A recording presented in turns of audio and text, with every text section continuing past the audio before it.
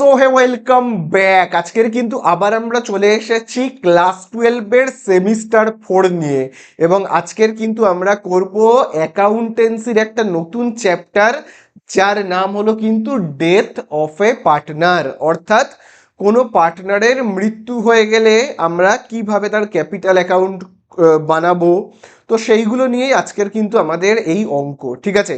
আর আগের সমস্ত ভিডিওতে, মানে ক্লাস 12-এর সেমিস্টার 4-এর সমস্ত চ্যাপ্টারের ভিডিও কিন্তু অলরেডি আপলোড করা হয়ে গেছে। সেগুলো তোমরা যদি না দেখে থাকো, ডিসক্রিপশনের দেওয়া লিঙ্ক বা উপর আই বাটনে ক্লিক করে দেখো। সেখানে কিন্তু প্রায় সমস্ত চ্যাপ্টারই একটা প্লেলিস্টের মধ্যে রয়েছে, সেখান থেকে কিন্তু তোমরা সমস্ত ভিডিওগুলো দেখে নিতে পারো, ঠিক আছে। তাহলে চলো আজকের ভিডিওতে প্রথমে আমরা কি করব, প্রথমে আমি তোমাদেরকে এই যে চ্যাপ্টার তার কনসেপ্ট আগে তোমাদের কাছে আমি ক্লিয়ার করাবো, তারপরে আমি প্র্যাকটিক্যাল প্রবলেম সলভ করাবো। কোন বই থেকে করাবো তোমরা এখানে দেখো, বসু দত্তের যে বই রয়েছে সেই বইটা থেকে আমি কিন্তু তোমাদের অঙ্ক করাচ্ছি। সব অ্যাকাউন্টেন্সি সব অঙ্কই সেই বই থেকেই কিন্তু হচ্ছে। ওকে, তাহলে চলো আর বেশি কথা বাড়াবো না, প্রথমেই আমরা চলে যাব ডেথ অফ পার্টনারের কনসেপ্টে। चलो भाई देखो अब मैं क्या करता हूँ। তো দেখো, চ্যাপ্টারের নাম হলো ডেথ অফ এ পার্টনার। তো আমরা শিখেছি অ্যাডমিশন অফ এ পার্টনার, তারপরে আমরা শিখেছি রিটায়ারমেন্ট অফ এ পার্টনার, আর আজকের আমরা শিখতে চলেছি ডেথ অফ এ পার্টনার। তো ভাবো তিনজন বন্ধু রয়েছে, তো তিনজন বন্ধু এ, বি আর সি। তো তিনজন বন্ধু মিলে ব্যবসা করছে। তো ভাবো এখানে প্রথমে যে রয়েছে এ, সেই এ ভাবো কোনো কারণে মারা গেছে, ঠিক আছে, কোনো কারণে মারা গেছে। তো ব্যবসায় তার মানে থেকে যাচ্ছে কে কে, বি আর সি। তো এ যদি মারা যায় তাহলে কি হবে, যেটা হবে সেটা হলো এর যারা বাড়ির লোক আছে, এর বাড়ির লোক মানে এর মা বাবা হতে পারে, এর বউ, বাচ্চা, ছেলে মেয়ে, যাই যারাই থাকুক না কেন, তারা কি করবে, বি আর সি এর কাছে আসবে। এসে এ যে সমস্ত টাকা পয়সা বা জিনিসপত্র ব্যবসাতে বিনিয়োগ করেছিল সেগুলো তারা বাড়ি নিয়ে যাবে। মানে এর বাড়ির লোককে বি আর সি কি করবে, বি আর সি কি করবে, এর যত রকমের টাকা পয়সা যা রয়েছে ব্যবসায়, ব্যবসায় খাটিয়েছিল, সেই টাকাগুলো এর বাড়ির লোককে দিয়ে দেবে। তো এই নিয়েই আমাদের অঙ্ক। তাহলে এর যারা বাড়ির লোক তাদেরকে আমরা কি বলি, এক্সিকিউটর, ঠিক আছে। এক্সিকিউটর, এক্সিকিউটর মানে কি, বাড়ির লোক। এর বাড়ির লোক যে কেউ হতে পারে, বাবা মা বউ বাচ্চা যে কেউ হতে পারে। সেই এক্সিকিউটররা বি আর সি এর কাছে আসবে, এসে এর যে সমস্ত টাকা পয়সা এ ব্যবসাতে বিনিয়োগ করেছিল সেই সমস্ত টাকাগুলো কি করবে, এর বাড়ির লোককে দিয়ে দেবে। কে দিয়ে দেবে, বি আর সি মিলে। তো এই নিয়েই হলো অঙ্ক। তো চলো এবারে আরেকটু আমি ডিটেলসে যাই। তো ভাবো এ, বি আর সি বিগত 10 বছর ধরে ব্যবসা করছে, একসাথে ব্যবসা করছে। তো এই বছরেই মারা গেছে এ। এই বছর মানে আমি ধরে নিচ্ছি, ধরে নেওয়া যাক এই বছরটা হলো 2000, ভাবো 26, ঠিক আছে। তো এক, তার মানে বছরটা শুরু হচ্ছে, আমি ধরে নিচ্ছি বছরের ওপেনিং কবে হচ্ছে, 1/1/2026। এবং এই বছরের ইয়ার এন্ডিং কবে হবে, এই বছরের ইয়ার এন্ডিং হবে 31/12/2026, তাই তো। আচ্ছা আমি এইখানটাতে লিখছি যে এই 2026-এ মারা গেছে, আমি ধরে নিচ্ছি। তো 2026টা শুরু হচ্ছে 1/1/2026-এ, এবং শেষ হচ্ছে, বছরটা শেষ হচ্ছে, ইয়ার এন্ডিং কবে হবে, 31/12/2026-এ, ঠিক আছে। তো এই হলো ইয়ার এন্ডিং, 31/12/2026-এ ইয়ার এন্ডিং, ভালো কথা। এবারে এই বছরে 2026-এ মারা গেছে, কবে মারা গেছে আমি ধরে নিচ্ছি এই হলো পার্টনার বি, ঠিক আছে। আচ্ছা, কবে মারা গেছে আমি ধরে নিচ্ছি যে 3 মাস, এই বছরে 2026-এ 3 মাস ব্যবসা করেছে। 2026-এ 3 মাস ব্যবসা করেছে মানে আমি ধরে নিচ্ছি যে 31 মার্চ 2026-এ মারা গেছে, ঠিক আছে। মারা গেছে কবে আমি ধরে নিলাম 31 মার্চ 2026-এ।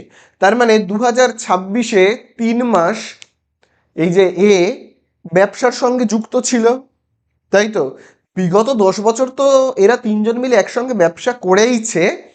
এবছর মানে 2026-এর 31 মার্চ মৃত্যু হয়েছে। 31 মার্চ মৃত্যু হয়েছে মানে 2026-এর জানুয়ারি, ফেব্রুয়ারি আর মার্চ, এই 3 মাস কিন্তু যে মারা গেছে সে কিন্তু ব্যবসায় যুক্ত ছিল। তাহলে এই 3 মাসের যে সমস্ত প্রফিট হয়েছে সেই সমস্ত প্রফিট কিন্তু কে দিতে হবে, ঠিক আছে। তাহলে কে কি কি মানে দিতে হবে, এর বাড়ির লোককে। কে তো আর দেওয়া যাবে না, তো মারা গেছে। এর বাড়ির লোক যখন আসবে তাহলে এর বাড়ির লোককে কি কি দিতে হবে, চলো দেখি কি কি দিতে হবে। তো বি আর সি এই দুজন পার্টনার এর বাড়ির লোককে কি কি দেবে, তো সেগুলো আমরা দেখি কি কি দেবে। প্রথমেই যেটা দেবে সেটা হলো কিন্তু ক্যাপিটাল। মানে এ ব্যবসা করার সময় বাড়ি থেকে কিছু না কিছু টাকা তো এনেছিল, সেই টাকাটা এর বাড়ির লোককে ফেরত করে দিতে হবে, ঠিক আছে। 2 নম্বর জিনিসটা কি দেবে, 2 নম্বর জিনিসটা দেবে রিজার্ভ। রিজার্ভ মানে হলো যখন এরা তিনজন মিলে একসাথে ব্যবসা করত তখন যে প্রফিটটা ওরা আর্ন করত সেই প্রফিটটা কিন্তু পুরোটাই কেউ যে যার বাড়িতে নিয়ে যেত না। যেমন ব্যাপারটা হলো, ভাবো লাভ করছে 1000 টাকা, ভাবো লাভ করছে 1000 টাকা, বি লাভ করছে 2000 টাকা, আর সি এর লাভ হচ্ছে 3000 টাকা। এবারে প্রত্যেকেই কি করত, প্রত্যেকেই ভাবো নিজের 1000 টাকাই পুরোটা বাড়িতে নিয়ে যেত না, ভাবো 500 টাকা ফেলে রাখতো, 500 টাকা রেখে দিত, রেখে বাকি 500 টাকা বাড়ি নিয়ে যেত, বোঝা গেল। এরমভাবে জমাতো, ব্যবসাতেই রেখে দিত। বিও তাই করতো, বিও 500 টাকা রেখে দিত, ঠিক আছে। রেখে দিত, বি রেখে দিত, সি প্রত্যেকেই 500 টাকা করে রেখে দিত, হ্যাঁ, ব্যবসাতে। কেন রেখে দিত, যদি ভবিষ্যতে কোনো বিপদ আপদ আসে তখন এই যে টাকাগুলো ওরা রেখে দিচ্ছে ব্যবসাতে, ওইগুলো দিয়ে ওই বিপদের মোকাবিলা করবে। কোনো প্রবলেম হলো ব্যবসাতে, তো তখন কি করবে, এই টাকাগুলোকে কাজে লাগাবে, এটাকে বলা হয় রিজার্ভ। এরকম প্রত্যেক বছর বি সি নিজেদের যে প্রফিটটা আর্ন করতো সেই প্রফিটের মধ্যে পুরোটা তারা ভাবো বাড়ি নিয়ে যেত না, কিছু টাকা ব্যবসাতে রাখতো। তো এই করে করে না ওরা প্রত্যেক বছর এরকমভাবে টাকা জমিয়ে জমিয়ে বেশ একটা বড় টাকার অ্যামাউন্ট তৈরি করে ফেলেছে। তো যখন মারা গেছে তখন বেশ অনেকটা টাকা কিন্তু অলরেডি জমা হয়ে গেছে ব্যবসাতে, যেটাকে আমরা কি বলি, যেটাকে আমরা বলি রিজার্ভ। তাহলে এই রিজার্ভের যে টাকাটা দীর্ঘদিন ধরে জমা হয়েছে, সেই জমা টাকার মধ্যে এই যে মিস্টার তারও তো অনেক টাকা রয়েছে, তাই না, তারও তো জমানো টাকা রয়েছে রিজার্ভের মধ্যে। তাহলে সেই টাকাটা কিন্তু ওই রিজার্ভের মধ্যে যে টাকাটা জমেছে সেইখানে কতটা টাকা জমিয়েছে সেই টাকাটা কিন্তু এর বাড়ির লোককে ফেরত করে দিতে হবে। ভাবো অনেক দিন ধরে, দীর্ঘ 10 বছর ধরে ওরা এরকমভাবে জমিয়ে গেছে, সেই জমানো টাকার মধ্যে এর কতটুকুনি কন্ট্রিবিউশন রয়েছে সেইটা কিন্তু কে ফেরত করতে হবে। মানে কে তো ফেরত করা যাবে না, মানে এর বাড়ির লোককে ফেরত করতে হবে। তাহলে এর বাড়ির লোককে ক্যাপিটাল দিতে হবে, রিজার্ভের টাকা দিতে হবে, তাছাড়া আর কি দিতে হবে, দিতে হবে যেটা সেটা হলো good will. Good will, good উইলের আগে আমি লিখে নিই। গুড উইল মানে ব্যবসার যদি কোনো গুডউইল থাকে, গুডউইল মানে তো তোমরা সবাই জানো। ভাবো বি সি মিলে যে ব্যবসাটা তৈরি করেছে সেই ব্যবসাটাকে যদি আজকে বিক্রি করে, মানে ব্যবসায় যে সমস্ত অ্যাসেট ফ্যাসেট আছে আর কি, যত রকমের মেশিনারি, ল্যান্ড অ্যান্ড বিল্ডিং যা আছে, যত রকমের ব্যবসায় যা যা জিনিস আছে সব ভাবো বিক্রি করবে, ঠিক আছে। পুরো ব্যবসাটা বিক্রি করে ভাবো তার ভ্যালু দাঁড়াচ্ছে 10,000 টাকা। ভাবো ব্যবসাটা বিক্রি করলে 10,000 টাকা ভ্যালু দাঁড়াচ্ছে। এবারে যারা ব্যবসার পার্টনার রয়েছে তারা ঠিক করলো না, আমরা 10,000-এর জিনিস 10,000-এ বিক্রি করব না, আমাদের ব্যবসার একটা বেশ গুডউইল আছে, আমাদের ব্যবসা যদি কাউকে কিনতে হয় তাহলে আমরা 10,000-এর ব্যবসাকে বিক্রি করব 15,000 টাকায়। তাহলে 10,000-এর ব্যবসাকে কেউ যদি 15,000-এ বিক্রি করতে চায় এবং সেই ব্যবসাটাকে এই 15,000-এই যদি কেউ কিনতে রাজি হয়ে যায়, তার মানে বুঝতে হবে এই ব্যবসার একটা গুড উইল আছে। বোঝা গেল কি বললাম?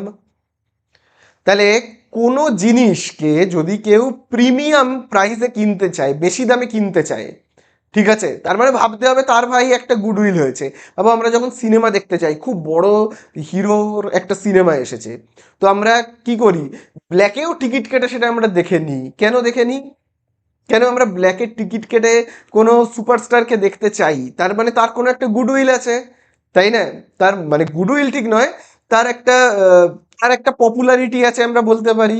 তো অ্যাক্টারদের ক্ষেত্রে তো আর গুডউইল কথাটা চলে না, আর পপুলারিটি আছে সেই জন্য আমরা তাকে দেখতে চাই। তো ব্যাপারটা এখানে সেরকমই, গুডউইল আছে। তো 10,000-এর ব্যবসা 15,000 বিক্রি করতে চাইছি, 10,000-এর ব্যবসাকে আমি 15,000-এ বিক্রি করতে চাইছি, তা সত্ত্বেও লোকে কিনে নিচ্ছে, তার মানে গুডউইল রয়েছে। তার মানে 5,000 টাকা হলো এক্সট্রা আমি পাচ্ছি, এটা হলো গুডউইলের ভ্যালু। তাহলে এই 5,000 টাকা যে এক্সট্রা পাওয়া যাচ্ছে, এই যে গুডউইলটার ভ্যালু, এই 5,000 পাওয়ার পিছনে কিন্তু তিনজনেরই কন্ট্রিবিউশন রয়েছে, এ, বি আর সি। কারণ তিনজনে মিলেই প্রচুর পরিশ্রম করে এই বিজনেসটাকে দাঁড় করিয়েছে। তার মানে বিজনেসটা দাঁড়ানোর পিছনে তিনজনেরই কন্ট্রিবিউশন আছে। তাহলে গুডউইলের এই 5,000 টাকার যে ভ্যালু, এই ভ্যালু যে 5,000 টাকার যে ভ্যালু, এর মধ্যে থেকে এর কন্ট্রিবিউশন যতটা, সেটা কিন্তু এর বাড়ির লোককে, এক্সিকিউটরকে ফেরত করতে হবে। 5,000 টাকা যদি গুডউইলের ভ্যালু হয়, তার মধ্যে এর কন্ট্রিবিউশন পাবো 1,000 টাকা, সেটা কিন্তু এর এক্সিকিউটরকে ফেরত করতে হবে। বোঝা গেল? তাহলে তিনটে জিনিস ফেরত করতে হবে। চতুর্থত যে জিনিসটা ফেরত করতে হবে সেটা হলো অ্যানুয়াল প্রফিট। ঠিক আছে, অ্যানুয়াল প্রফিট। আচ্ছা দেখি তো ব্যাপারটা কি। অ্যানুয়াল প্রফিট মানে, অ্যানুয়াল মানে 1 বছরের, প্রফিট মানে লাভ, মানে যে বছর মারা গেছে, এই যে দেখো 1/1/2026 আর থেকে 31/12/2026, মানে 2026-এ মারা গেছে, এই বছরটার, এই বছরটার যে প্রফিট হবে, এই বছরের যে প্রফিটটা হবে, সেই প্রফিটের মধ্যে কিন্তু যে এই যে মারা গেছে এ, তারও কিন্তু একটা কন্ট্রিবিউশন রয়েছে। কারণ এ কিন্তু 3 মাস ব্যবসার সঙ্গে যুক্ত ছিল। 31/3 মারা গেছে মানে কি, 31/3 মারা গেছে মানে মার্চ মাসের 31 তারিখে মারা গেছে, তার মানে জানুয়ারি ফেব্রুয়ারি মার্চ সে তো এই ব্যবসার সঙ্গে যুক্ত ছিল, তাই না? তাহলে যেহেতু এই যে এ 3 মাস ব্যবসা করেছে, তাহলে 3 মাসের প্রফিটটুকুনি তো একে দিতেই হবে না। 3 মাসের প্রফিট যতটা, আমরা দেখব 3 মাসের প্রফিট কতটা হচ্ছে। 1 বছরের প্রফিট যদি 12,000 হয়, তাহলে ভাবো ভাবো 1 বছরের প্রফিট হলো 12,000। তো আমরা দেখবো তাহলে তার মানে 3 মাসের প্রফিট কত, সেই 3 মাসের প্রফিটের মধ্যে এ কতটুকুনি পাওয়া উচিত, সেটা আমরা এ কে দিয়ে দেব। বোঝা গেল? তো এরকমভাবে আমরা অ্যানুয়াল প্রফিট বের করব। আর একদম লাস্টে যেটা আমরা পাবো সেটা হলো রিভ্যালুয়েশন। রিভ্যালুয়েশন মানে, রিভ্যালুয়েশন মানে হলো, তোমরা তো জানোই অ্যাসেট আর লাইবিলিটিসগুলোর আমরা তুলনা করব, যে অ্যাসেট লাইবিলিটিসগুলোর ভ্যালু আগের বছর কত ছিল এবং এখন কত হয়েছে। সেইটা তুলনা করবার পর যদি দেখি আমার লাভ হচ্ছে, তাহলে সেই লাভের মধ্যে এ কতটা পাবে, এর কন্ট্রিবিউশন যতটা, সেটা এ কে দিয়ে দিতে হবে। বোঝা গেল? তাহলে আমরা এতক্ষণ কি শিখলাম, যে যে মারা গেছে তার যে এক্সিকিউটর, সে এসে এই 5টা জিনিস দাবি করবে কার কাছে, বি আর সি এর কাছে। ঠিক আছে, তো এই নিয়েই আমাদের অঙ্ক। তো চলো আমরা একটা প্র্যাকটিক্যাল প্রবলেম সলভ করি, তাহলে ব্যাপারটা আরো ক্লিয়ার হয়ে যাবে। তো দেখো, এবারে আমরা প্রথমেই স্টার্ট করব পেজ নাম্বার 130-এর 55 দাগের অঙ্কটায়, 55 দাগ, যেখানে দেখবে বলে দিয়েছে ABC were partners in a firm, profits in the ratio বলেই দিয়েছে 5:3:2। তো দেখো এখানে একটা ব্যালেন্স শিট দিয়েছে এবং 5খানা অ্যাডজাস্টমেন্ট দিয়েছে এবং আমাদের কাছে অ্যান্সারে জানতে চেয়েছে যেটা, সেটা একদম লাস্ট লাইনে দেখো বলেছে প্রিপেয়ার এজ ক্যাপিটাল অ্যাকাউন্ট। তার মানে এ মারা গেছে, এর একটা ক্যাপিটাল অ্যাকাউন্ট তৈরি করতে হবে, অ্যান্ড এজ মানে এর এক্সিকিউটরেরও একটা অ্যাকাউন্ট তৈরি করতে হবে। আচ্ছা, এবারে আমরা দেখি যে মারা কবে গেছে আর ইয়ার এন্ডিংটাই বা কেমন টাইপের রয়েছে। আগে আমরা সেটাকে আগে লিখে নিই। তো দেখো এখানে এবারে ইয়ার এন্ডিংটা আগে দেখে নেবে। দেখো ইয়ার এন্ডিংটা দেখবে বলে দিয়েছে। তো দেখো এখানে খুব ভালো করে তোমরা দেখবে, আগে আমাদের লিখতে হবে এই বছরটা শুরু হচ্ছে কবে। একদম প্রথম লাইনেই দেখবে দেওয়া আছে না 31শে মার্চ 2024, মানে আমি ধরে নিচ্ছি বছরটা শুরু হচ্ছে 1/4/2024। ঠিক আছে, 1/4/2024 এবং বছরটা শেষ হচ্ছে 31/3/2025। এইটা হলো ইয়ার এন্ডিং। ঠিক আছে, এই বছর শুরু, এই বছর শেষ। মারা গেছে কবে আমি লিখে রাখি ডায়েড। মারা গেছে কবে? মারা গেছে 1/10, তোমরা 1/10/2024 মারা গেছে। ঠিক আছে, ভালো কথা না? মোটেও ভালো কথা নয়। কেউ মারা গেছে সেটা তো ভালো কথা হতে পারে না, খারাপ কথা, দুঃখের কথা। তো দেখো অঙ্কটা আমরা স্টার্ট করি। প্রথমেই যেটা দিতে হবে সেটা হলো ক্যাপিটাল বাই ব্যালেন্স বিডি। তাহলে প্রথমেই এ মারা গেলে এর বাড়ির লোককে দিতে হবে কি, এ যে ক্যাপিটালগুলো বাড়ি থেকে এনেছিল, যেটাকে আমরা কি বলি, বাই ব্যালেন্স বিডি। বাড়ি থেকে যে টাকাটা এনেছিল তোমরা দাগ দেবে। দেখো লেখা রয়েছে 30,000 টাকা, দেখতে পেয়েছো? 30,000 টাকা প্রথমে দিয়ে দিতে হবে। আচ্ছা, তারপরে কি দেবে? তারপরে যেটা দেবে সেটা হলো রিজার্ভ। তিনজন মিলে যখন ব্যবসা করেছে তখন দেখবে রিজার্ভে জমিয়েছে কত, 6,000 টাকা জমিয়েছে। 6,000 টাকা বাই রিজার্ভ বলে দেখো আমি লিখছি, বাই রিজার্ভ। তাহলে 6,000 টাকা তিনজনে জমিয়েছে, তাহলে সেখানে এর কন্ট্রিবিউশন কত? 6,000-এর মধ্যে রিজার্ভকে আমরা ওল্ড রেশিওতে ডিভাইড করি, সর্বদা ডিস্ট্রিবিউট করি। ওল্ড রেশিওতে দাগ দাও 5:3:2। তাহলে এ মানে কত, 5/10 করলে কত হবে, হবে তোমার 3,000 টাকা। তাহলে রিজার্ভে যে টাকাটা রয়েছে 6,000, তার মধ্যে 3,000 হলো এর, সেটা কিন্তু এর এক্সিকিউটরকে দিতে হবে। ভালো কথা। আর কি দেখি জমেছে টাকা? দেখো দুটো জিনিস দেওয়া হয়ে গেল, এবারে যেটা দিতে হবে সেটা হলো কিন্তু গুডউইল। দেখো গুডউইল বলে দিয়েছে, 1 নাম্বার পয়েন্ট পড়বে ভালো করে। Goodwill to be valued at 2.5 years, মানে 2.5 মানে 2.5 বছরের। বলে দিয়েছে 2.5 year purchase of the average profits of the previous 4 years, which are 2020-21-এ প্রফিট হয়েছে 13,000, 21-22-এ প্রফিট হয়েছে 12,000, 22-23-এ প্রফিট হয়েছে 20,000, 23-24-এ প্রফিট হয়েছে 15,000। তাহলে দেখো আগে আমাদের বের করতে হবে কি, যে এই যে বিজনেস, এই বিজনেসের গুডউইল আমাকে বের করতে হবে। তারপরে সেখানে এর কন্ট্রিবিউশন যতটা সেটা একে ফেরত করতে হবে। তাহলে দেখো গুডউইল বের করবার জন্য আগে আমাকে বের করতে হবে অ্যাভারেজ প্রফিট।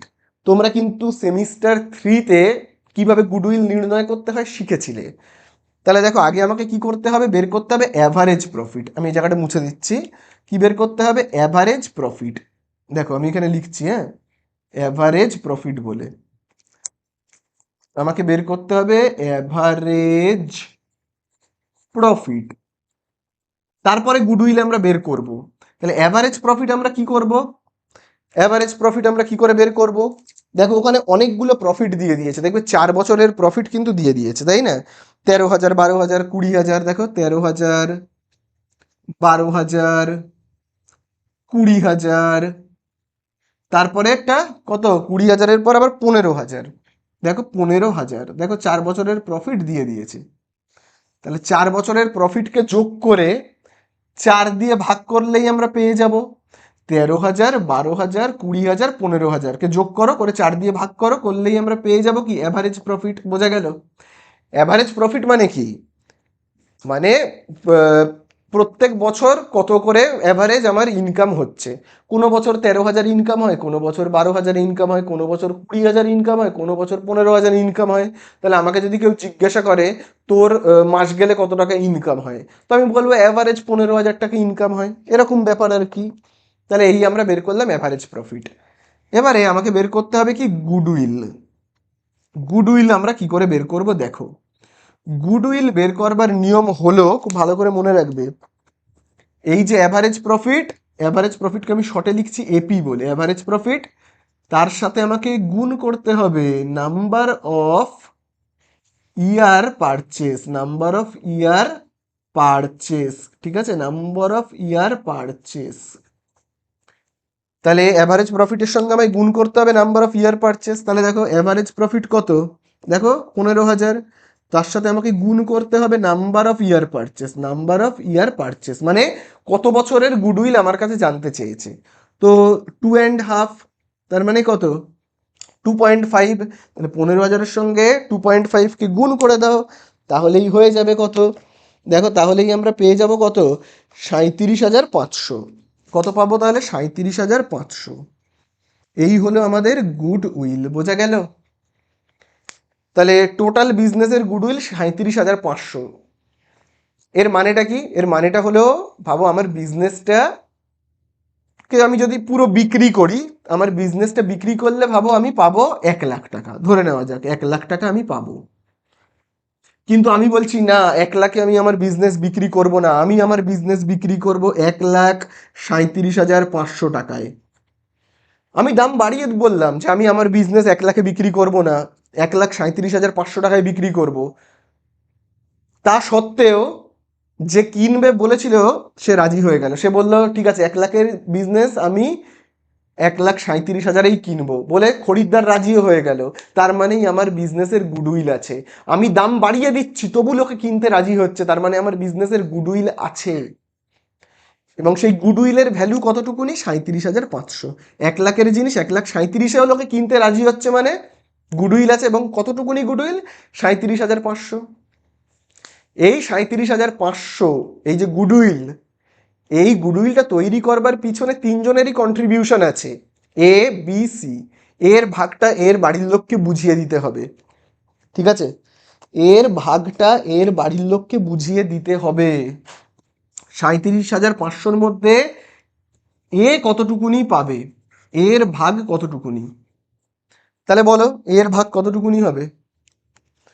তাহলে 37,500-র মধ্যে এর ভাগ কতটুকুনি, 37,500, তাহলে রেশিওটা তোমাদের মনে আছে তো, 5/10। তাহলে কাটাকুটি করে দাও, কত হচ্ছে, এইটা আর এইটাকে গুণ করে দাও, এই যে 3,750 আর 5কে গুণ করে দাও, করলেই তো হয়ে যাবে। কত হবে তাহলে, গুণ করলে হবে কিন্তু 18,750। কত হচ্ছে, 18,750, বোঝা গেল, তাই তো 18,750। চলো তাহলে এবারে আমরা কি করব সেটাই লিখব, যে এখানে এর ভাগ কতটুকুনি, চলো লিখি, by A A's share, A's share of goodwill, A's share of goodwill মানে এর ভাগ কতটুকুনি। তাহলে দেখি এর ভাগ কতটুকুনি আমরা পেলাম, 37,500-র মধ্যে এর ভাগ হলো এই যে 18,750, বোঝা গেল, হয়ে গেল। তাহলে এর বাড়ির লোককে আমি কিন্তু দিলাম capital reserve share of goodwill দিয়ে দিলাম। এইবারে এর বাড়ির লোক একটা দাবি করেছে, কি দাবি করেছে, এবারে এর যারা বাড়ির লোক মানে এর যারা এক্সিকিউটর, তারা এবারে এসে বলছে যে তাদের অ্যানুয়াল প্রফিট লাগবে। মানে অ্যানুয়াল প্রফিট লাগবে মানে ব্যাপারটা বুঝবে, এই ইয়ারটা শুরু হয়েছে 1/4/2024-এ, ভালো কথা। তাহলে ইয়ার এন্ডিং হবে 1/3/2025-এ, মানে 2024-এর 1 এপ্রিল ফাইন্যান্সিয়াল ইয়ার স্টার্ট হচ্ছে। ভালো কথা, তিনজনে খুব ভালো ব্যবসা করছিল, A B R C. April মাসটা ভালো ব্যবসা করেছে, 1 এপ্রিল এই যে ভালো ব্যবসা করেছে। মে, জুন, জুলাই, আগস্ট, সেপ্টেম্বর খুব ভালো ব্যবসা করেছে। হঠাৎ করে অক্টোবরের মানে 1 অক্টোবর মারা গেল, 1 অক্টোবর মারা গেল, 1 অক্টোবর মারা গেল। 2 অক্টোবর পরের দিনই 2 অক্টোবর এসে এর বাড়ির লোক বলছে যে এই কমাস যে ব্যবসা করলো এ এ যে এই কয়েক মাস ব্যবসা করেছে, সেই যে কমাস ব্যবসা করেছে তার মানে এপ্রিল মাসটা ভালো পুরো করেছে, April May June July August September 6 মাস, সেই 6 মাসের প্রফিট এর বাড়ির লোককে দিতে হবে, এটা এর বাড়ির লোকেরা দাবি করেছে। তখন বি আর সি, বাকি যে দুজন পার্টনার আছে তারা বলছে যে এই বছরে এই যে 2000 তোমার এই যে 24-25-এ যে কত প্রফিট হয়েছে সেটা তো আমরা জানিই না, আমরা কি করে প্রফিটের ভাগটা দেব, মানে প্রফিটের মধ্যে থেকে তো যে কিছুটা আমি এর বাড়ির লোককে দেব, কত দেব? কারণ একটা প্রফিট কবে ক্যালকুলেট করা হয়, 1/4/2024 বিজনেস শুরু হয়েছে, তার ইয়ার এন্ডিং এর দিন তো প্রফিটটা ক্যালকুলেট করা হবে, মানে 31শে মার্চ তো প্রফিট ক্যালকুলেট করা হবে, তাই না? 31শে মার্চ, সেই 31শে মার্চ 2025 তো এখনো আসেইনি, তাই না? ও 2 অক্টোবর 2024-এ এসে বলছে যে 6 মাসের প্রফিট আমায় দাও, তা প্রফিটটা কত হয়েছে আমাকে তো জানতে হবে, তার জন্য তো আরো 6 মাস অপেক্ষা করতে হবে, তাই না?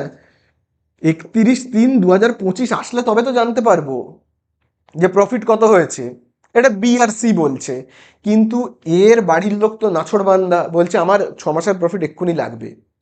তো তখন বিআরসি কি করবে, তখন অঙ্কের সাহায্য নিল। দেখো অঙ্কে কি বলে দিয়েছে, দাগ দাও, বলে দিয়েছে profit for the year 2024-25 be taken as having accrued at the same rate as that the previous year. ঠিক আছে, মানে কি প্রিভিয়াস ইয়ারের প্রফিটকে এবছরের প্রফিট হিসেবে ধরে নিতে বলছে।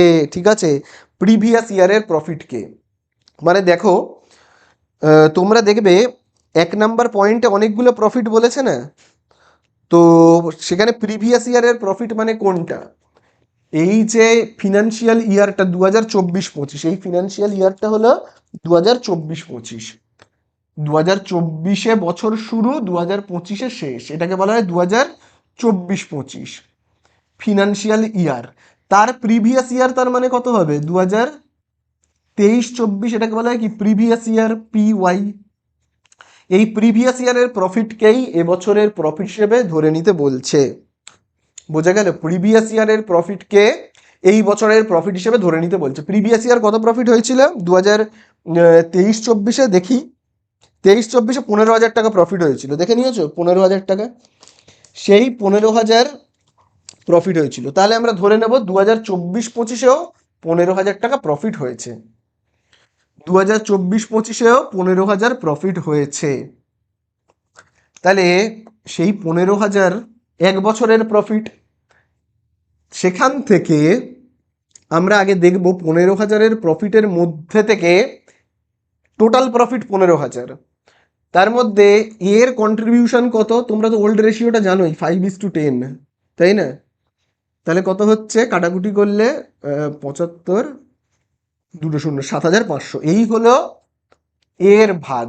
এ যদি সারা বছর ব্যবসা করতো তাহলে এই টাকাটা পেতো, এ সারা বছর ব্যবসা করলে এই টাকাটা পেতো।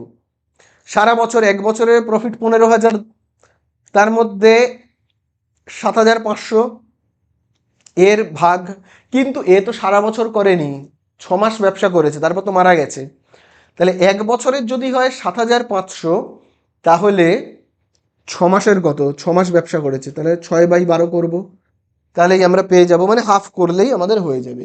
তাহলে 7,500 আমরা অর্ধেক করব, করলে কত হবে, হবে কিন্তু 3,750, কত হবে 3,750, বোঝা গেল? তাহলে এই হলো এর ভাগ।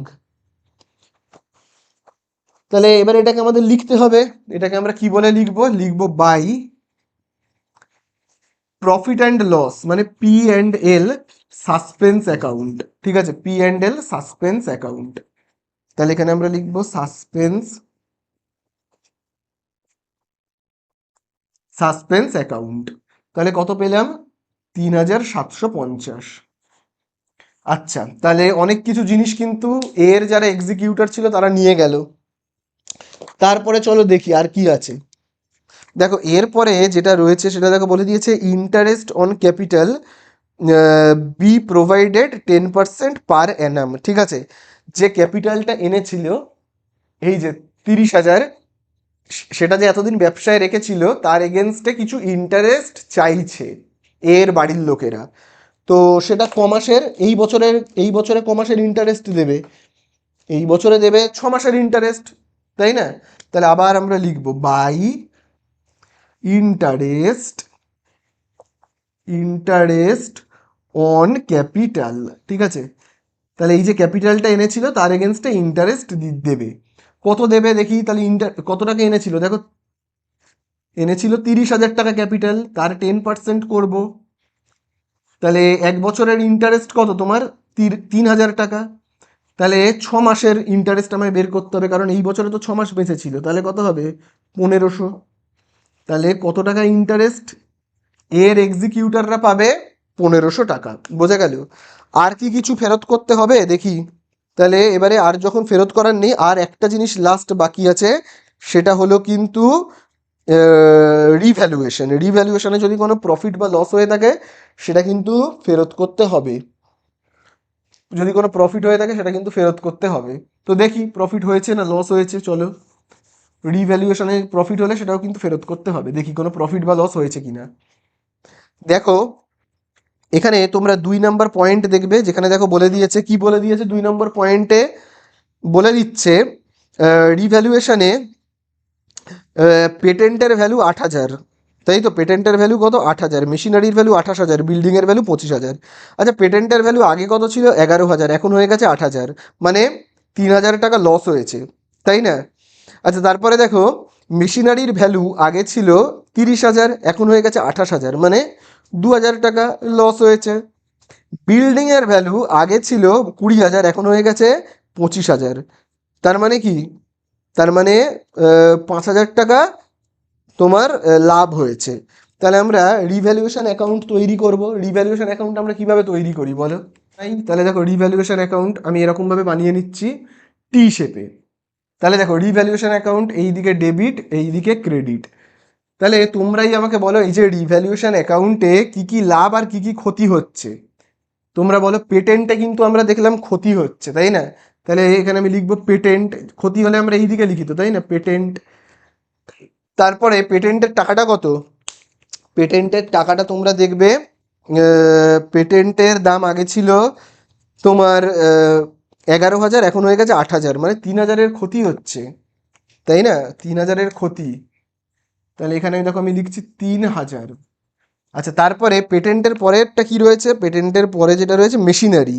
মেশিনারির ভ্যালু ছিল 30,000, এখন হয়ে গেছে 28,000, তার মানে মেশিনারি আমরা লিখব, আমি মেশিন বলে লিখছি শর্টে, মেশিন কত, তার মানে 2,000 টাকার ক্ষতি হলো।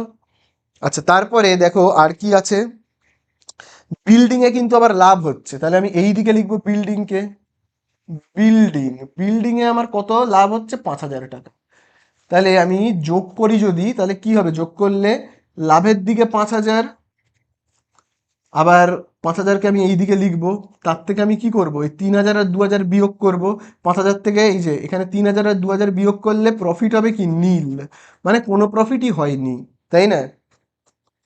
তাহলে এটা আমি করলাম রিভ্যালুয়েশন, রিভ্যালুয়েশন অ্যাকাউন্ট, রিভ্যালুয়েশন করলাম। তাহলে রিভ্যালুয়েশনে আমার কোনো প্রফিটই হয়নি, তাহলে আমি এর এক্সিকিউটরকে কি দেব, কিছুই তো দেওয়ার নেই, তাই না? তাহলে এই আমাদের হয়ে গেল। এবারে আমরা জাস্ট যোগ বিয়োগ করব, তাহলেই শেষ, তাহলেই হয়ে যাবে, অঙ্কটা শেষ। তাহলে চলো আমরা যোগ বিয়োগ করি। যোগ বিয়োগ করে কত হচ্ছে দেখি, সব কটাকে যোগ করলে আমরা পাবো, এই যে সব যোগ করলে আমরা পাবো কত, 57,000, 57,000। 57,000কে আবার আমি লিখবো এইখানে 57,000, তার থেকে এখানে যদি কোনো অ্যামাউন্ট থাকতো বিয়োগ করতে হতো, নেই যখন বাদ দাও। তাহলে এই হলো কত, 57,000। বোঝা গেল? এটাকে আমি, এই টাকাটা আমায় কাকে দিতে হবে, এর এক্সিকিউটরকে। আমরা লিখবো তাহলে to S executor, executor account, এই এর এক্সিকিউটরকে দিতে হবে কত, 57,000। বোঝা গেল? চলো দেবো এবারে। তাছাড়া আর অ্যাকাউন্ট আমাদের কি বের করতে হবে, আর অ্যাকাউন্ট আমাদের কি দিয়েছে দেখি, খুব ভালো করে দেখবে। এবারে দেখো বলে দিয়েছে এর এক্সিকিউটরের আবার একটা অ্যাকাউন্ট করতে হবে। ঠিক আছে, এর এক্সিকিউটরের জন্য আবার একটা অ্যাকাউন্ট বানাতে হবে। তাহলে এর এক্সিকিউটরকে কত দিতে হবে? 57,000, মনে রাখবে 57,000 দিতে হবে। ঠিক আছে, আমি এই জায়গাটা মুছে দিচ্ছি, পুরো এই অংশটাকে মুছে দিচ্ছি। মুছে দিয়ে তাহলে এই যে আমি সাইডে যেটা করেছিলাম এটা ওয়ার্কিং, সেটা তোমরা ওয়ার্কিংস করবে কিন্তু খাতায়।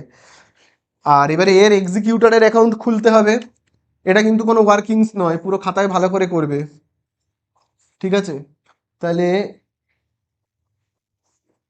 এই আমরা লিখবো এখানে ডেবিট ক্রেডিট দেব।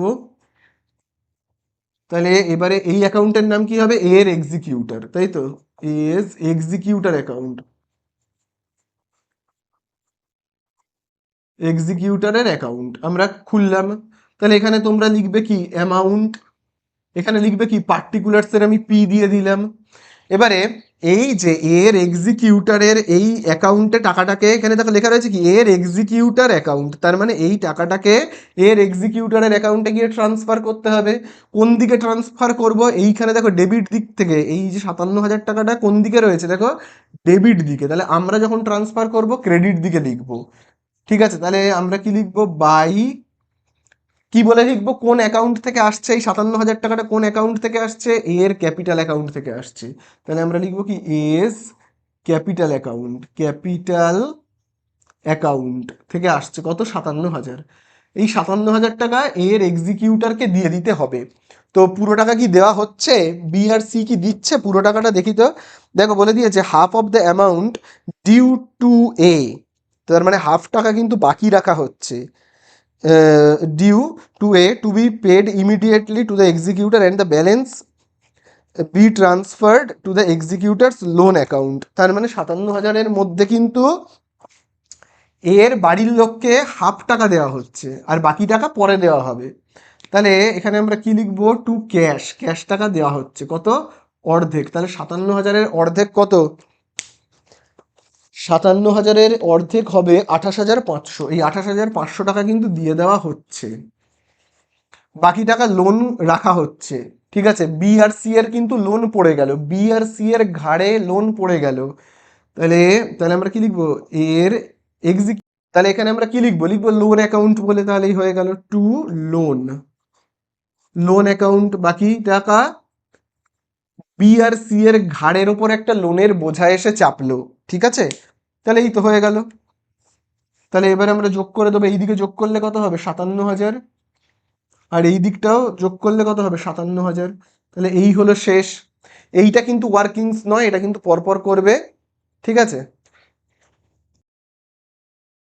তো দেখো এবারে আমরা করব 41-এর দাগের অঙ্কটা। তো দেখো এখানে বলে দিয়েছে PQR were partners in a sharing profits in the ratio 3:2:1, এবং তারপরে দেখো এখানে 31 মার্চ 2025 বলেই দিয়েছে, একটা ব্যালেন্স শিট দেওয়া রয়েছে। তো দেখো এখানে এবারে কি কি আমাদের করতে বলেছে, খুব ভালো করে দেখবে। প্রথমত তিনটে পার্টনার পি কিউ আর, তার মধ্যে দেখো পি ডায়েড, পি মারা গেছে 31শে মে। ঠিক আছে, এবারে এখানে আমাদের যেটা বলেছে prepare piece capital account, P এর ক্যাপিটাল অ্যাকাউন্ট করতে বলে দিয়েছে, জাস্ট এইটুকুনিই বলেছে, আর কিছু বলেনি। তাহলে আমরা যেটা করব, পি এর এক্সিকিউটরকে আমায় কি দিতে হবে? প্রথমে এই যে এই 75,000 টাকা আগে আমায় দিতে হবে, তাই তো, ক্যাপিটালটা। তারপরে আর কি দিতে হবে বলো? ক্যাপিটাল ছাড়া রিজার্ভ, এই দেখো রিজার্ভে রয়েছে টোটাল 24,000। এই 24,000-এর মধ্যে পি এর কন্ট্রিবিউশন কত? এই দেখো 3 বাই কত হবে? 6, 3/6 হবে, তাই না? 24,000 ইন্টু 3/6 করতে হবে। তাহলে এইগুলো আমরা আগে, এই দুটো কাজ আমরা আগে করে নিই। তাহলে এখানে তোমরা দেখতেই পাচ্ছ, আগে আমরা করব যেটা, সেটা হলো পি এর তোমার ক্যাপিটাল কত? 75,000। চলো 75,000 দিয়ে দেবো। এরপরে রিজার্ভের টাকাটা, তাহলে রিজার্ভের টাকাটা কত হচ্ছে আমি এখানে ক্যালকুলেট করে নিচ্ছি। হ্যাঁ, তোমার এখানে ওয়ার্কিংস বলে দেখো আমি লিখছি ওয়ার্কিংস নোট, এরকমভাবে কিন্তু তোমরা লিখে করবে। তাহলে এখানে রিজার্ভ কত হবে? রিজার্ভের টাকাটা দেখো রয়েছে 24,000। তাহলে এখানে হবে তোমার কত? 24,000 ইন্টু 3/6 করলে তোমার হবে কত বলো তো 12,000। তাহলে তোমার রিজার্ভের টাকা হলো 12,000, ঠিক আছে। তাহলে আমরা এই রিজার্ভের টাকাটাকে কোথায় ট্রান্সফার করব, এই যে এইখানে রিজার্ভের টাকা হলো 12,000। তাহলে এই আমাদের ট্রান্সফার হলো। এইবারে আর কি কি মানে আর কি কি আমাদের দিতে হবে, ওই যে এক্সিকিউটার রয়েছে পি এর, সেই এক্সিকিউটারকে আর কি কি দিতে হবে খুব ভালো করে দেখো। গুডউইল 1 নম্বরেই দেখো বলে দিয়েছে গুডউইল, 3 বছরের গুডউইল দেখো বলেই 3 বছরের গুডউইল বের করতে বলেছে। এই যে দেখো 3 ইয়ার্স পারচেস, ঠিক আছে, তার মানে 3 বছরের গুডউইল বের করতে বলেছে। আচ্ছা এবারে 5 বছরের প্রফিট বলেছে, 5 বছরের প্রফিট এখানে দিয়ে দেওয়া রয়েছে দেখো 40,000, 40,000, 30,000, 40,000, 50,000। এখান থেকে আমরা আগে অ্যাভারেজ প্রফিট বের করব, ঠিক আছে। গুডউইল বের করতে গেলে আগে আমায় কি করতে হবে, আগে আমায় অ্যাভারেজ প্রফিট বের করতে হবে। আমি শর্টে এপি বলে লিখলাম, মানে অ্যাভারেজ প্রফিট। তাহলে চলো সব কটাকে আমরা যোগ করে দিই।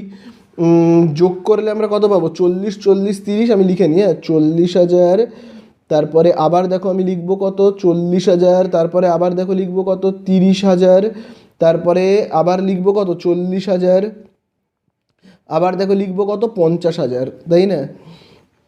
তাহলে এই হলো ক বছরের, 5 বছরের প্রফিটকে 5 দিয়ে ডিভাইড করব, তাহলেই আমার হয়ে যাবে কত 40,000, ঠিক আছে। তাহলে আমার অ্যাভারেজ প্রফিট কত 40,000, বোঝা গেল। এই হলো অ্যাভারেজ প্রফিট। এবারে আমাকে গুডউইল বের করতে হবে। গুডউইল বের করবার নিয়ম কি আমরা জানি, গুডউইল বের করবার নিয়ম হলো অ্যাভারেজ প্রফিটকে আমায় গুণ করতে হবে নাম্বার অফ ইয়ার পারচেস দিয়ে, ঠিক আছে। Number of year purchase, number of year purchase দিয়ে আমায় কি করতে হবে, গুণ করতে হবে। তাহলে দেখো অ্যাভারেজ প্রফিট আমাদের কত বলেছে 40,000, চলো আমি লিখলাম 40,000। এবার সেখান থেকে নাম্বার অফ ইয়ার পারচেস 3 বছর বলেই দিয়েছে কিন্তু, তার মানে কত হবে গুণ করলে 1,20,000। তাহলে গুডউইলের ভ্যালু 1,20,000। তো এই 1,20,000-এর মধ্যে থেকে তোমার এই যে পি এরটা ভাগটা কত, তাই না। তাহলে পি এর ভাগটা তো আমায় জানতে হবে। তাহলে আমার peas share of goodwill, share of goodwill, তাহলে পি এর শেয়ার অফ গুডউইলটা আমায় বের করতে হবে। পি এর ভাগ কত, তাহলে দেখো 1,20,000, সেখান থেকে আমরা দেখো পি এর ভাগটা কত এখানেই দেখবে দেওয়া রয়েছে, এই যে দেখো 3/6, তাই না। তাহলে 3/6 করলে কত হবে, হবে তোমার 60,000, তাহলে 60,000 হচ্ছে। এই হলো পি এর শেয়ার অফ গুডউইল। তাহলে সেটাকেও আমায় কী করতে হবে, লিখতে হবে এখানে। পি এর শেয়ার অফ গুডউইলে তোমার এই যে দেখো, এই যে পি এর শেয়ার অফ গুডউইলে আমাকে এখানে লিখতে হবে 60,000, এগুলো আমি লিখেই রেখেছি। আচ্ছা তারপরে দেখো নেক্সট কাজে আমরা আসি এবারে, সেটা হলো অ্যানুয়াল প্রফিট। এবারে ট্রান্সফার করতে হবে, দিতে হবে এক্সিকিউটরকে। তাহলে দেখো অ্যানুয়াল প্রফিট আমরা কি করে বের করব, দেখো এখানে বলেই দিয়েছে যে জিনিসটা 3 নম্বর পয়েন্টে দেখবে, for the purpose of calculations P's share of profit. P এর শেয়ার অফ প্রফিটটা কী বলেছে, till the date of death, তাহলে মৃত্যুর আগের ডেট পর্যন্ত পি এর শেয়ার অফ প্রফিটটা কীভাবে নির্ণয় করা হবে বলেছে। দেখো it was agreed that the same be calculated based on the average profits for the last 2 years. Last 2 ইয়ার্সের অ্যাভারেজ প্রফিট যা হবে সেটাই এবছরের প্রফিট হিসাবে ধরে নেওয়া হবে। লাস্ট 2 বছরের প্রফিট কত, দেখো লাস্ট 2 বছরের প্রফিট 50,000 আর 40,000। তাহলে এই লাস্ট 2 বছরের প্রফিটের অ্যাভারেজ প্রফিট বের করতে হবে, 2 বছরের অ্যাভারেজ প্রফিট, ঠিক আছে। লাস্ট 2 বছরের অ্যাভারেজ প্রফিট মানে 50,000, 40,000কে যোগ করে 2 দিয়ে ভাগ করলেই পেয়ে যাব অ্যাভারেজ প্রফিট, বোঝা গেল। এইভাবে আমরা করব। তাহলে চলো আমরা কীরকমভাবে করব, পি এর আমরা এরকমভাবে লিখব peas share of profit, share of profit কীভাবে হবে পি এর শেয়ার অফ প্রফিটটা। তাহলে ওই লাস্ট 2 বছরের কত প্রফিট 40,000 আর কত 50,000 যোগ করব, করে 2 দিয়ে ভাগ করলেই আমি পেয়ে গেলাম কত, দুটো যোগ করলে 90কে 2 দিয়ে ভাগ করলে 45,000। তাহলে এই হলো 45,000। এই হলো অ্যানুয়াল প্রফিট, এই বছরের প্রফিট। এর মধ্যে পি এর ভাগ কতটা সেটা তো আমায় দেখতে হবে না, পি এর ভাগ কতটা। তাহলে আমাকে কি করতে হবে, এই 45,000-এর আবার কি করব, দেখো 45,000-এর মধ্যে পি এর ভাগ কতটা। তাহলে পি মানে আমরা কত জানি, পি এর ভাগ কতটা দেখবে, রেশিওটা ছিল না 3:2:1, তার মানে এই যে 3/6। তাহলে চলো আমরা কি করব 3/6 করলেই হয়ে যাবে। এবারে 3/6 করলে আমরা যেটা পাবো সেটা হলো তোমার কি, সেটা হলো তোমার 1 বছরের প্রফিট, তাই না? 1 বছরের প্রফিট তুমি যদি 45,000কে 3 দিয়ে গুণ করে 6 দিয়ে ভাগ করো তাহলে কত পাবে? পাবে 22,500। এই 22,500 হলো কি 1 বছরের প্রফিট। কিন্তু পি তো 1 বছর ব্যবসাতে থাকেইনি। পি এই বছর কতদিন ছিল ব্যবসাতে? এই বছর কতদিন ছিল ব্যবসাতে আমরা দেখি সেটা। দেখো, পি মারা গেছে 31শে মে 2025-এ। আর ইয়ারটা স্টার্ট হচ্ছে কবে? 31শে মার্চ 2025, মানে আমি বলতে পারি 1/4/2025। তার মানে এপ্রিলের 1 তারিখ, 31শে মার্চও যা, 1 এপ্রিলও তাই, একই তো ব্যাপার। তার মানে এপ্রিল মাসটা পুরো ব্যবসা করেছে আর মারা গেছে 31শে মে। 31শে মে মানে মে মাসটা পুরো, এপ্রিল মাসটা পুরো, মে মাসটা পুরো, তারপরেই মারা গেছে। মানে এই বছরে মাত্র 2 মাস, এই বছরে মাত্র 2 মাস সে ব্যবসার সাথে যুক্ত ছিল। তাহলে দেখো, এই যে 45,000টা 1 বছরের টোটাল প্রফিট, তার মানে আমরা 3/6 করলে পাবো কত? ভাগ করলে কত হবে? 22,500। তাহলে এইটা হলো 1 বছরের পি এর প্রফিট। কিন্তু 1 বছর তো ছিল না পি, মাত্র 2 মাস বেঁচে ছিল। তাহলে 2 মাসের প্রফিট কত বের করতে হবে? বোঝা গেল? তাহলে এই 22,500কে আমি কি করব? 22,500কে আমি কি করব? আমি এখানেই করে দিচ্ছি। 22,500কে হলো 1 বছরের, তাহলে 2 মাসের কত? 2 দিয়ে গুণ করে 12 দিয়ে ভাগ করব, তাহলেই তো আমি পেয়ে যাব, তাই না? তাহলে কত পাবো? এটা করলে আমি পাবো 3,750। বোঝা গেল? তাহলে এটাকে আমি কোথায় লিখবো? এই যে 3,750কে, এই যে তোমরা জানোই প্রফিট অ্যান্ড লস সাসপেন্সে আমরা এখানে লিখবো কত? 3,750। বোঝা গেল? চলো এবারে আমরা দেখবো রিভ্যালুয়েশনে কোনো লাভ বা ক্ষতি হচ্ছে কি না। চলো তাহলে আমাকে অ্যাসেট আর লাইবিলিটিসগুলোর একটু তুলনা করতে হবে তো তার জন্য। তাহলে চলো আমরা দেখি কি কি অ্যাসেট লাইবিলিটিস এখানে রয়েছে, দেখি চলো। দেখো এই জায়গাটাতে খুব ভালো করে তোমরা দেখবে। দেখো 2 নম্বর পয়েন্টে ভালো করে দেখবে। হ্যাঁ, দেখো মেশিনারির ভ্যালু 70,000। আগে মেশিনারির ভ্যালু কত ছিল? দেখো 36,000, তার ভ্যালু এখন 70,000 হয়ে গেছে, তার মানে লাভ হয়েছে। ক্রেডিট দিকে লিখবো। পেটেন্টের ভ্যালু দেখো কত ছিল? পেটেন্টের ভ্যালু 15,000 আগে ছিল, এখন পেটেন্টের ভ্যালু 20,000। বাহ, লাভ হয়েছে, আরও 5,000 লাভ হলো। বিল্ডিংয়ের ভ্যালু কত ছিল? আগে ছিল বিল্ডিংয়ের ভ্যালু 75,000, এখন বিল্ডিংয়ের ভ্যালু 66,000। এটা একটু লস হয়ে গেল, তাই না? তাহলে আমরা তো জানি কিভাবে কোথায় কি লিখতে হয়। লসগুলোকে লিখবো ডেবিটে, আর লাভগুলোকে কোথায় লিখবো? ক্রেডিটে। চলো সেই কাজটা আমরা করে ফেলি। তাহলে রিভ্যালুয়েশনের ঘর কেমনভাবে কাটতে হয় তোমরা তো জানোই। এরকমভাবে আমি একটা ঘর কেটে নিলাম, এই হলো রিভ্যালুয়েশনের ঘর। হ্যাঁ, এই হলো রিভ্যালুয়েশনের ঘর। তাহলে এই দিকে আমরা কি লিখবো? ক্রেডিট দিকে আমরা কি লিখি বলো? ক্রেডিট দিকে আমরা লিখবো এই যে, যেমন এটা হলো আমার ক্রেডিট সাইড, ঠিক আছে? এইটা হলো আমার ডেবিট সাইড। তাহলে ক্রেডিট সাইডে আমার লাভগুলোকে লিখবো। মেশিন, এটা আমার মেশিন থেকে আমার লাভ হয়েছে, তাই না? কত? 34,000। তারপরে দেখবে বাই রয়েছে পেটেন্ট। পেটেন্ট থেকে আমার কি হয়েছে দেখি? পেটেন্ট থেকেও তো লাভ হয়েছে, 5,000 এক্ষুনি বললাম, 5,000। আচ্ছা, বিল্ডিং থেকে একটু ক্ষতি হয়ে গেছে আমার, তাহলে দেখো আমি এখানে লিখবো বিল্ডিং। বিল্ডিং থেকে আমার একটু ক্ষতি হয়ে গেছে এবং সেটা কত? 9,000, তাই তো? তাহলে এই আমাদের হয়ে গেল। চলো যোগ করে দিই।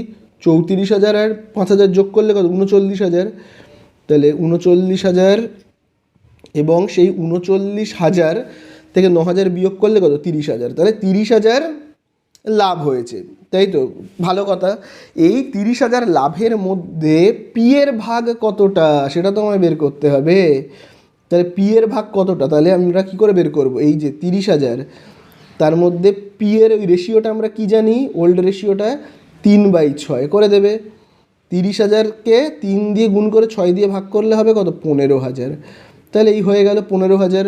চলো 15,000 হলো আমার রিভ্যালুয়েশন থেকে লাভ হয়েছে, মানে পি এর লাভ হয়েছে, যেটা পি এর এক্সিকিউটরকে আমায় দিয়ে দিতে হবে। চলো পি এর এক্সিকিউটরকে দিয়ে দিই। টাকাটা আটকে রেখে কী লাভ আছে? 15,000 টাকা এই যে রিভ্যালুয়েশন থেকে যে লাভ হয়েছে দিয়ে দিই। 15,000 টাকা দিয়ে দিলাম। চলো এবার আমরা যোগ বিয়োগ করে দেবো, হয়ে যাবে, আর তো কিছুই নেই সেরকম। তাহলে চলো দিয়ে দিই। তাহলে এই সব কটাকে আমরা যোগ করে দিই। যোগ করলে আমরা কত পাবো বলো তো? 1,65,750। 1,65,750। আবার এদিকে লিখি 1,65,750। সেটা থেকে আমরা বিয়োগ করবো। এই দিকে যদি কোনো অ্যামাউন্ট থাকতো, কিছু তো নেই, তাহলে হবে 65,750, এবং এই টাকাটাকে আমরা কোথায় ট্রান্সফার করব? পি এর এক্সিকিউটরের অ্যাকাউন্টে। পি এর এক্সিকিউটরকে তো দিতে হবে না এই টাকাটা, তাহলে আমরা লিখব টু পিস এক্সিকিউটরস অ্যাকাউন্ট বলে আমরা লিখব। বোঝা গেল? হয়ে গেল, অঙ্কটা শেষ। खत्म। Bye bye, ta-ta, good bye.